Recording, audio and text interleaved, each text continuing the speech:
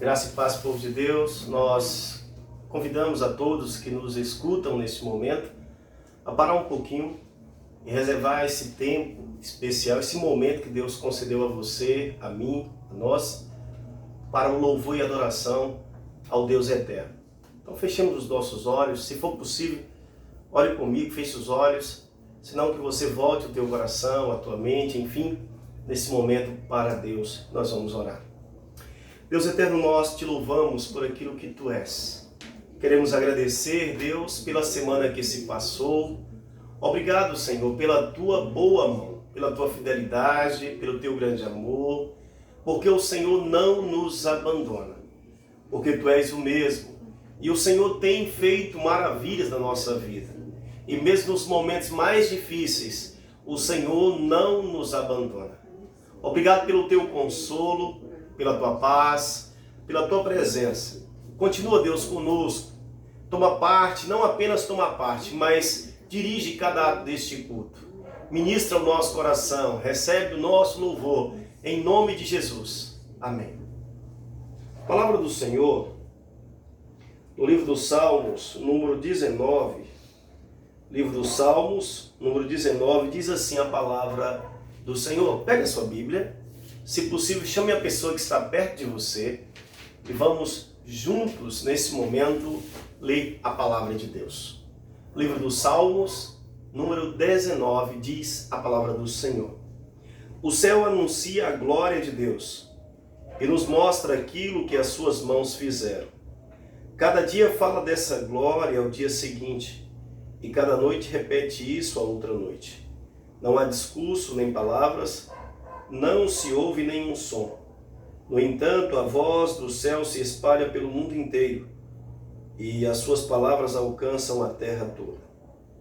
Deus armou no céu uma barraca para o sol sai dali todo alegre, como um noivo, como um atleta ansioso para entrar numa corrida.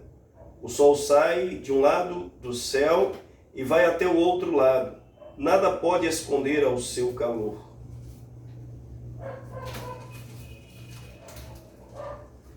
A lei do Senhor é perfeita e nos dá novas forças. Os seus conselhos merecem confiança e dão sabedoria às pessoas simples. Os ensinos do Senhor são certos e alegram o coração. Os ensinamentos são claros, os seus ensinamentos são claros e iluminam a nossa mente. O temor do Senhor é bom e dura para sempre. Os seus julgamentos são justos e sempre se baseiam na verdade. Os seus ensinos são mais preciosos do que o ouro, até mesmo do que muito ouro fino. São mais doces do que o mel, mais doces até do que o mel mais puro. Senhor, os teus ensinamentos dão sabedoria a mim, teu servo, e eu sou recompensado quando lhes obedeço. Quem pode ver os seus propósitos? Ou melhor, quem pode ver os seus próprios erros? Purifica-me, Senhor, das faltas que cometo sem perceber. Livra-me também dos pecados que cometo por vontade própria. Não permitas que eles me dominem. Assim serei uma pessoa direita e ficarei livre de grave pecado da desobediência a ti. Que as minhas palavras e os meus pensamentos sejam aceitáveis a ti, ó Senhor Deus, minha rocha e meu defensor. Nós vamos, antes de adorar, confessar a Deus os nossos pecados. E aqui fica claro que existem pecados que nós muitas vezes nem percebemos, mas existem pecados também que nós temos consciência e assim decidimos levar adiante. Seja por uma situação ou outra, seja percebendo ou não, consciente, ou desapercebido, nós então pecamos por pensamentos, palavras e atitudes. Nós vamos pedir ao Senhor que perdoe os nossos pecados. Deus, olhe para nós com teu olhar de misericórdia. Nos purifica, Senhor. Sabemos que somos falhos, Senhor. Sabemos que muitas vezes somos egoístas. Que muitas vezes, Senhor Deus, a incredulidade bate à nossa porta. Sabemos, Pai, que enfrentamos o dia a dia e esse dia a dia muitas vezes nos empurra para longe da tua comunhão. Ah, Deus, tem misericórdia de nós. Tem misericórdia, Senhor Deus, quando o vento sopra ao contrário e já não temos mais vontade, Senhor, de ler a palavra, de orar, de entoar louvores. Tem misericórdia, Senhor, quando estamos fervorosos e assim dedicados, ó Pai, consagrados a Ti, enfrentamos também as pedras e os espinhos do caminho. Seja qual for a situação, ó Deus, de fervor ou desânimo, em todas elas, a Deus, enfrentamos dificuldades, somos pecadores. A Deus, a diferença é que quando estamos compromissados dentro de um fervor, buscando a plenitude, o enchimento do Espírito, nós reconhecemos com maior sensibilidade os nossos erros. Mas quando a situação é inversa, quando já faz tempo que não oramos, quando já faz tempo que não lemos a Bíblia, nem louvamos, o nosso coração endurece e então temos dificuldade de reconhecer os erros. Por isso, Pai, te pedimos misericórdia. Não deixe a soberba tomar o coração daquele que te obedece, daquele que busca a cada dia ser uma versão melhor de si mesmo, ser um discípulo obediente à palavra do Mestre. Por outro lado, Senhor Deus, se de um lado pedimos que tenha misericórdia para não nos tornar então, Senhor, orgulhosos, enfim, e acharmos que somos bons, do outro lado também, ó Pai, pedimos misericórdia.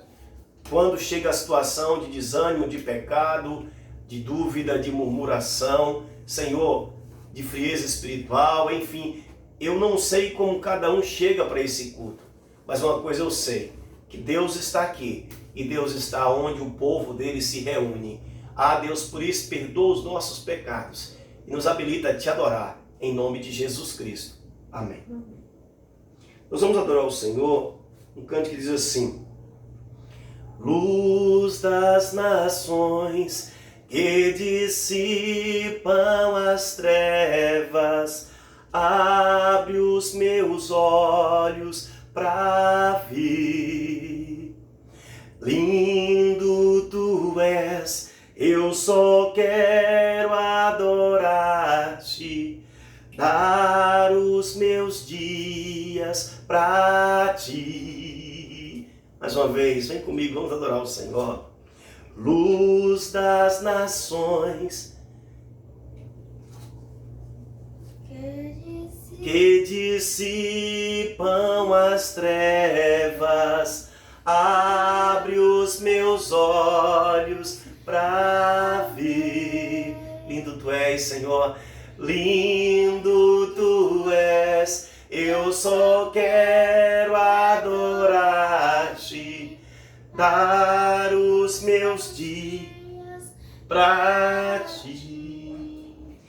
Vim para adorar-te, vim para prostrar-me, vim para dizer-te: és meu Deus, totalmente amável, totalmente digno, és maravilhoso para mim.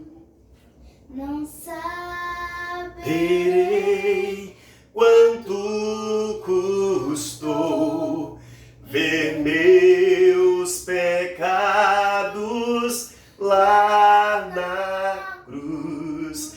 Não saberei quanto custou ver meus pecados lá na cruz. Você sabe, pode cantar comigo. Pode adorar o Senhor dizendo assim: vim para adorar-te, vim para prostrar-me, vim para dizer-te: és meu Deus, totalmente amável, totalmente digno, és maravilhoso para mim. Glória a Deus.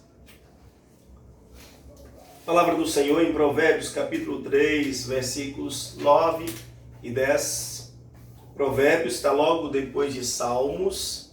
Provérbios 3, 9 e 10, diz assim a palavra do Senhor: adore a Deus oferecendo-lhe o que a sua terra produz de melhor. Faça isso e os seus depósitos ficarão cheios de cereais e você terá tanto vinho que não será capaz de armazenar. Palavra do Senhor. O Senhor nos convida a ofertar, a dizimar. Aqui é o convite para adorar o Senhor com o fruto do nosso trabalho. E a palavra é clara. O Senhor, Ele é fiel. O Deus que te deu saúde, te deu emprego, os teus negócios, enfim, os relacionamentos, o sustento, o pão de cada dia, literalmente, é o Deus que continua conduzindo a história. Então, quando o povo de Deus é convidado a ofertar e dizimar, ele é convidado a agradecer, porque Deus já tem te abençoado. Então, nós vamos, nesse momento, consagrar um pouco do muito. Dízimo é a 10ª parte daquilo que Deus tem nos dado como sustento. A oferta é um ato de adoração livre, de acordo com o Senhor propôs no seu coração, você separa uma oferta para o Senhor. Então, consagre ao Senhor. Deus eterno, nós somos teu povo. Como igreja viva, como igreja visível, nós marchamos sobre a terra no nome de Jesus Cristo. Agora Deus recebe no céu essa consagração feita na terra no nome de Jesus. Abençoa as finanças do teu povo. Abençoa, Deus, nesse momento a despensa, a mesa, o ambiente de trabalho, a rotina, a saúde física, emocional e espiritual. Recebe, Senhor, em tuas mãos o nosso dízimo, a nossa oferta, como um ato de gratidão e adoração a ti. Como reconhecimento de que nós não pagamos, nós devolvemos como forma de gratidão um pouco do muito que o Senhor tem nos dado. Nós somos gratos ao Senhor, porque o Senhor nos constituiu mordomos, instrumentos de bênção na terra. Assim sendo, Deus, nós te louvamos pelo que o Senhor já nos abençoou, pelo que o Senhor está nos abençoando e pelo que o Senhor vai abençoar. Também colocamos em tuas mãos, Senhor, os lares onde tem pessoas desempregadas. Abre portas de emprego. Tem misericórdia desse homem, dessa mulher.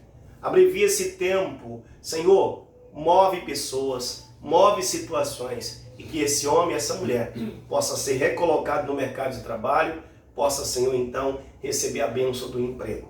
Aquele que vai colocar o currículo, direciona, move pessoas, sim, Senhor, abre portas. Aquele que já colocou o currículo, que aguarda contato, Senhor, move as águas. Senhor, aquele que já está no processo seletivo, dá sabedoria, prudência, domínio próprio e faz com que seja bem sucedido, Deus, ilumina, conduz. Assim estende essa graça a toda a família, repreendendo, Pai, tudo que não vem do Senhor. Em nome de Jesus é a nossa oração. Amém.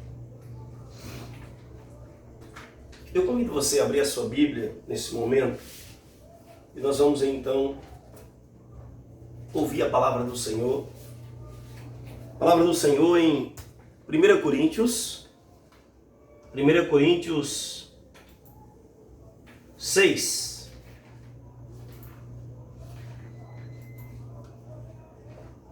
1 Coríntios 6, vamos abrir a palavra. 1 Coríntios 6, versículo 20. Serão dois textos, né? 1 Coríntios 6, 20 e depois Romanos 16, 25 a 27. Então, 1 Coríntios 6, 20 diz assim a palavra do Senhor: pois ele os comprou e pagou o preço. Portanto, usem o seu corpo para a glória dele. Eu vou repetir. 1 Coríntios 6, 20. Pois ele os comprou e pagou o preço. Portanto, usem o seu corpo para a glória dele. Agora vamos ler Romanos 16. Vamos voltar um pouquinho. É um livro anterior. Romanos 16, versículos 25 a 27. Diz assim a palavra do Senhor: louvem a Deus, pois Ele pode conservar vocês firmes na fé, de acordo com o Evangelho que eu anuncio, isto é, a mensagem a respeito de Jesus Cristo. e de acordo também com a verdade secreta que nunca foi revelada no passado. Porém, essa verdade foi revelada agora por meio daquilo que os profetas escreveram. E por ordem do Deus eterno, ela se tornou conhecida em todas as nações, para que todos creiam e obedeçam. Ao Deus único e sábio seja dada glória para sempre, por meio de Jesus Cristo. Amém. Deus fala conosco por meio da palavra pregada, Deus. Ministra o nosso coração, nossa mente, daqueles que recebem, que tomam parte conosco nesse culto. Fala de uma forma poderosa, em nome de Jesus Cristo. Espírito Santo de Deus, fica à vontade. Amém. Glória a Deus. Enquanto eu estava orando e preparando a mensagem, e confesso que Deus já vinha ministrando o meu coração, a palavra que eu vou estar dividindo com você nesta noite, eu creio, do coração de Deus, porque Deus mexeu muito comigo, e eu creio que Ele vai estar mexendo com você, tocando em você nesta noite. Eu quero pensar com vocês, à luz desses dois textos lidos, a seguinte afirmação: o maior desafio da igreja. O maior desafio da igreja. A pergunta que vem à nossa mente é: qual é o maior desafio da igreja de Cristo? Qual é o maior desafio da igreja de Cristo hoje? E antes de responder essa questão, essa pergunta, eu quero então destacar algumas coisas. Precisamos considerar, primeiro, que a igreja nasce de Cristo e sua missão. Vive para Ele e por Ele. A igreja de Cristo não é uma empresa. A igreja de Cristo não é uma ONG. A igreja de Cristo não é um clube. A igreja de Cristo não é uma associação. A igreja de Cristo não é um monumento. A igreja de Cristo é um movimento. A igreja de Cristo é uma comunidade de discípulos de Jesus em missão no mundo. Então eu quero que você preste bastante atenção, porque o Senhor me inquietou bastante. E vamos avançar. Qual é o maior desafio da igreja de Cristo hoje? O maior desafio da igreja de Cristo hoje não é o tempo. Mesmo que muitos dizem: pastor, olha, irmãos, eu estou sem tempo. E aí justifica então a sua falta de compromisso, justifica então tudo aquilo que ele deveria estar desenvolvendo na sua salvação, na sua vocação cristã, no chamado de Cristo na vida dele, a partir do tempo. E muitos realmente têm se perdido com essa questão do tempo. Mas o maior desafio da igreja, eu quero enfatizar, não é o tempo, por mais difícil que seja administrá-lo. O maior desafio da igreja não é a pregação do evangelho. Talvez você, já sei, pastor. O maior desafio é pregar o evangelho. O maior desafio, pastor, é então anunciar esse evangelho a toda criatura. Pastor, esse sim é o maior desafio. Eu quero dizer que o maior desafio da igreja não é a pregação do evangelho. Aí você deve estar a pensar junto comigo nesse momento. O maior desafio da igreja não é Satanás, não é o adversário. E eu quero destacar isso no sentido de chamar a atenção. O maior desafio não é Satanás. O maior desafio da igreja de Cristo é morrer. Aí sim está o escândalo. O maior desafio da igreja de Jesus Cristo hoje, assim como lá no princípio, na igreja primitiva, é morrer. E aí nós vamos entender o que é esse morrer biblicamente. Pois somente quando nós morremos para nós mesmos, é que então cumprimos o propósito que é glorificar a Deus. E aí eu vou falar como igreja. Pois somente quando morta para si, ela cumpre o propósito para o qual foi criada, para o qual nasceu, glorificar a Deus. Então morrer é o maior desafio da igreja de Cristo. A igreja, enquanto movimento de Jesus, nasce a partir do chamado dos primeiros discípulos. E aí nós encontramos em Mateus 4, dos versículos 18 a 22, quando Jesus, caminhando à beira do lago da Galileia, ele então chama os primeiros discípulos. E estando ali Pedro e André, seu irmão, trabalhando então enquanto pescadores, Jesus diz: sigam-me e eu farei de vocês então pescadores de homens, de gente. Ali Jesus chama para seguir. Chegando mais à frente, às margens do lago da Galileia, como em outras traduções, o mar da Galileia, ele encontra Tiago e João, filhos de Zebedeu, e ele chama: sigam-me. E aqueles homens passam a seguir a Jesus. Eu quero chamar a atenção que a igreja ela nasce então do ministério de Jesus, da missão de Jesus, do próprio Jesus, do chamado de Jesus aos primeiros discípulos. Vamos seguir? Aprendendo? E aí eu quero destacar o seguinte, algumas características do discípulo de Jesus, para que eu possa entender essas características que marcam a igreja de Cristo. E como então essa igreja consegue cumprir o maior desafio, ou até mesmo deixar de cumprir.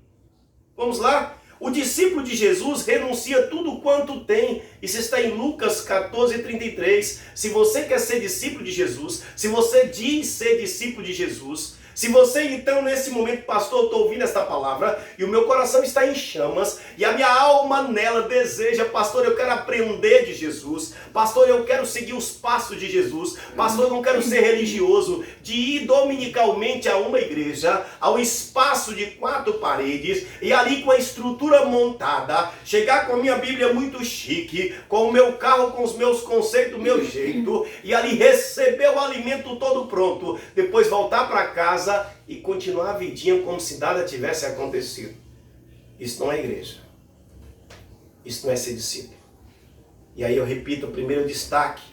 O discípulo de Jesus renuncia tudo quanto tem, por amor a Jesus, para seguir a Cristo. Pedro, André, Tiago, João, Mateus e tantos outros tiveram que deixar para trás não apenas a sua profissão, porque foram chamados para seguir o Mestre integralmente, mas também deixaram para trás tudo que poderia atrapalhar, renunciaram tudo e colocaram o pé na estrada, seguindo a Jesus. O discípulo de Jesus toma a sua cruz e segue o Mestre. Isso está em Mateus, nós encontramos isso em Lucas 14:27.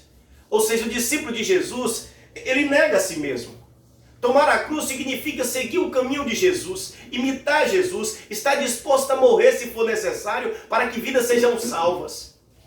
Ah, mas significa muito além. Significa lutar contra as nossas próprias vontades. Quantas vezes eu não estou afim de ler a palavra. Quantas vezes o meu corpo diz que eu não vou louvar, que eu não vou orar ao Senhor. Eu não estou afim de falar com um vizinho, com um colega de trabalho, com um parente. Eu não estou afim de perdoar. Existe tanta coisa que o nosso coração não está afim. Mas por amor a Jesus eu enfrento tudo isso. Por amor a Jesus eu então mortifico isso. Por amor a Jesus eu abro mão do meu orgulho, da minha vaidade, para honrar o Cristo ressurreto, aquele que não abriu mão de mim. Então perceba que o discípulo de Jesus, ele toma a sua cruz, e cruz tem a ver com os sofrimentos, com as renúncias, com a encarnação dos ensinos de Jesus, com seguir os passos de Jesus, para então glorificar a Deus.